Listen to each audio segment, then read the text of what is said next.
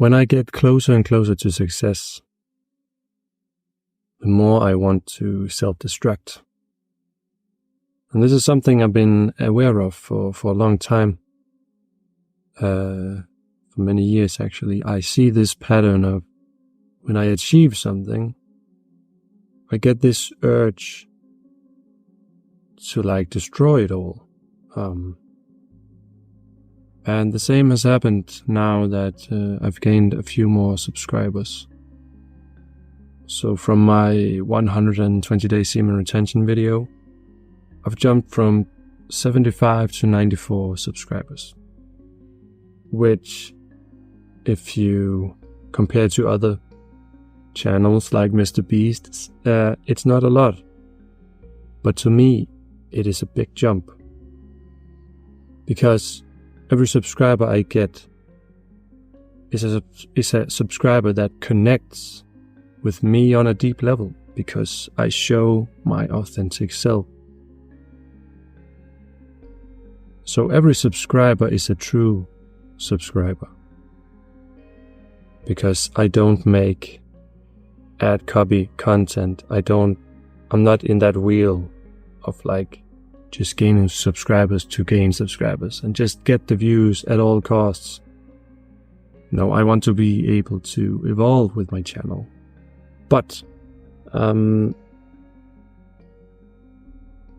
one of my videos gain almost 20 subscribers shows me that I'm on the right path. I'm doing something right by being authentic and telling the truth, even though it's hard. And for me, it's kind of been easy to stay in the suffering and working hard. So when I attain success, it scares the shit out of me.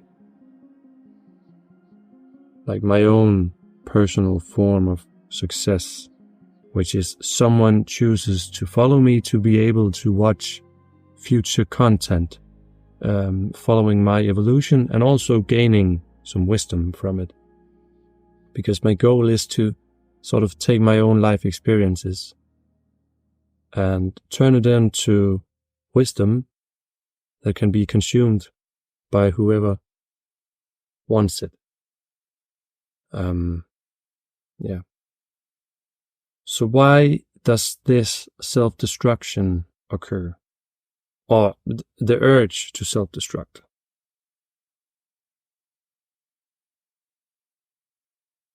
I think it's because, there is a sense of added pressure when something works out, and it's not just in your mind anymore. It becomes reality. It becomes real. It becomes, you get, people are affirming that you're doing something right. And that means you have to stay with this form, this subject. And I've always been a freedom seeker. So when a format is working, that means I should stay with the format, right? But immediately, I want to be free from the thing that is keeping me imprisoned. And I know maybe for some of you it doesn't make a lot of sense, and it's taken me many years to get to this. For it to make sense to me. But I have this urge for freedom, and sometimes it gets in my way. It can make me push away certain people. It can make me push away something that I'm doing career-wise, which is going in a successful route.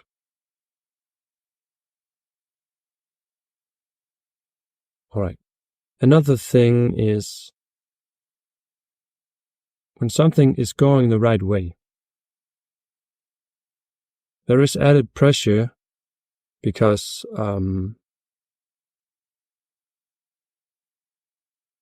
there is an added responsibility. The responsibility builds all of a sudden I have responsibility to keep delivering wisdom, to keep delivering something that was even better maybe from the last video. And that 120 days semen retention video did really well, and I was flowing really well, and I was speaking straight from the source. And it's difficult to enter that state of mind all the time, especially when you think about numbers, metrics. And I work really hard not to be impressed, or I try not to let it get to me, because the second I start to think about numbers, I snap out of reality and I get into my thoughts, I get into my desires, I get into my aversion. And in that moment, I'm not living. Then I'm just sitting right here, trying to say something that is wise, so that you guys can tell me how good I am, or how much it helped you. And this approach is not real. It's just a craving to feel good, to let others tell me that I'm good. And that's not what I want to do with this channel. I just want to stay authentic, tell you what I'm going through, turn it into something useful that maybe you can use in your life. And I also, when I talk to the camera, when I'm going through these thoughts,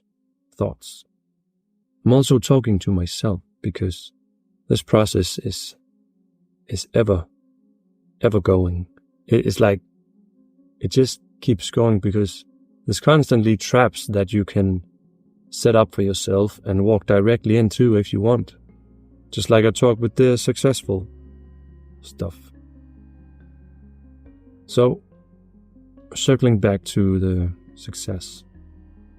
So the added pressure of responsibility towards you guys and towards myself, and like keep going, is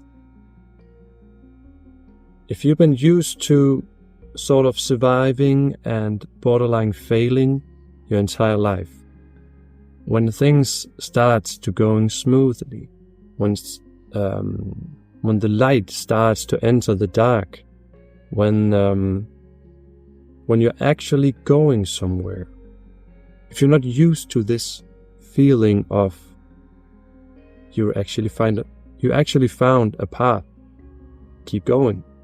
That is very difficult, because there's a big part of your old identity that doesn't want to die. It wants to snuggle up in depression and just sorrow and melancholy, and like just listen to sad songs and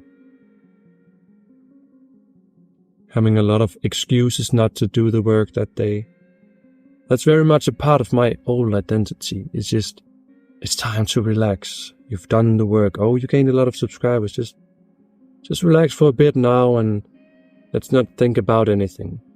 Let's become passive. And this is what I'm fighting. I need to keep my foot on the gas pedal, because I know if I get complacent, if I get lazy, then I will self-destruct in some way, not in an obvious way, but slowly falling back into old patterns, which will ultimately lead me to depression, anxiety, whatever. Now, I've never reached these depths, because I know I have this switch inside of me where I make a 180 degrees U-turn before it's too late, and I climb back up. But still, there is this cycle of almost doing something great and then becoming complacent. And right before I hit a very, very bad part, I turn back around and I start a new project. Then this project almost becomes something great. I just have to keep doing the work for a few years. And then I turn back and I do nothing and I become complacent and passive. And then before the depression hits, I turn back around and I start a new project. So it's paramount. It's so important for me right now. I know I'm ready. I just turned 29. I'm ready to stay with some of the projects that I love. I'm ready to do the work. I'm ready to not run because I want this badly. And I know it's impactful. I know it's helping some of you guys. And that fills me with joy.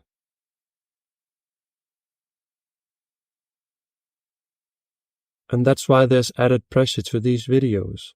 It's all in my mind, but the mind is also real, right? I just want to do good. I want to make a change. And I also want to feel good about myself. And I'm allowed to do that in the process. I help you, you help me. That's how it works. But it must come from an authentic place. If I only do it to make people make me feel good, then there's a disconnect. Something is off. And ultimately I will burn out because it doesn't come from the right place. It comes from a desire to feel loved. And what I want to do is make you feel loved and understood. And, I hope you understand. So it's a giving thing. And when you give authentically to others, you will receive back tenfold. When you want someone to make you feel something, you will not receive back what you are giving because you're giving on the wrong foundation.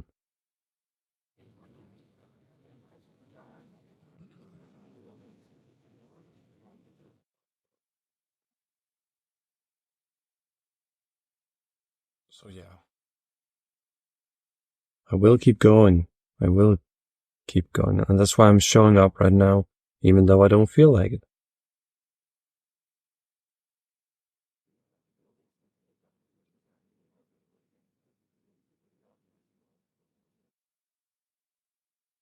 I think as a man, I don't want to feel fragile.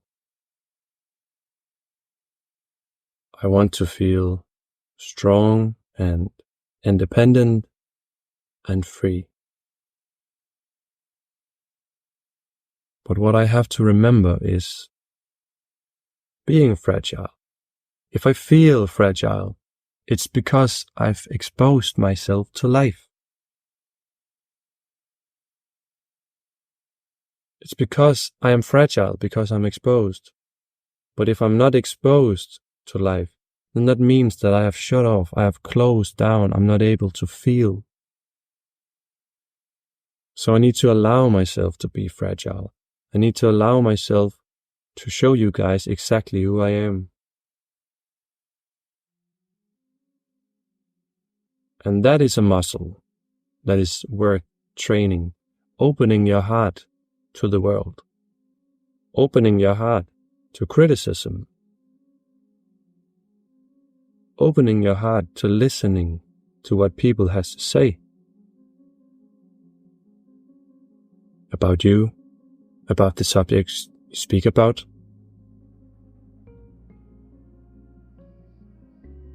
Remain open-minded and open-hearted. And all the blessings will start to fill your heart and your soul.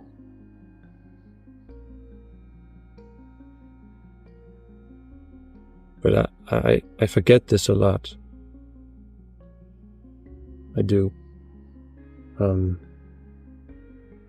Guess we all do, because we go into autopilot and we seek gratification from many sources, and we don't want to feel the pain. You always have to make this effort to feel the pain, to go into the pain. Yeah, but it must be done. It's so important to face those things. That's what I did just now. So, I'm getting used to succeeding, getting used to success without self-destructing afterwards. And yesterday, I almost went into self-destruction mode. I could feel it tingling, crawling beneath my skin. Just, let's do something that sets us back a few steps. Let's do something bad. Thankfully, I didn't listen to that voice. I went to bed, and now I'm here. I'm grateful that I didn't listen to that voice. And because I didn't listen, now I'm able to sit here in front of you guys and speak my truth. And that's it. See you in the next one. Bye.